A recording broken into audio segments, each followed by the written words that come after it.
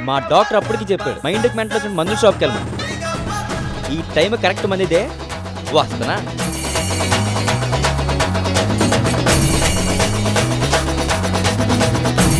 నీకు తెలీదు రాస్తాను కేక్. నువ్వు ఆపరా. ఫ్రెండ్ నువ్వు తాగావు కదా? హే, నీకెలా తెలుసు? నువ్వు అప్పుడే డాక్టర్ అయిపోయావు మధు.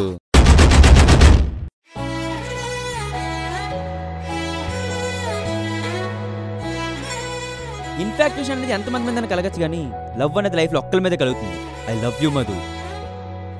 కానీ నేను నీతో ఎలా మాట్లాడితే నీకు కావాలనుకుంటే నువ్వు నాకొద్దు.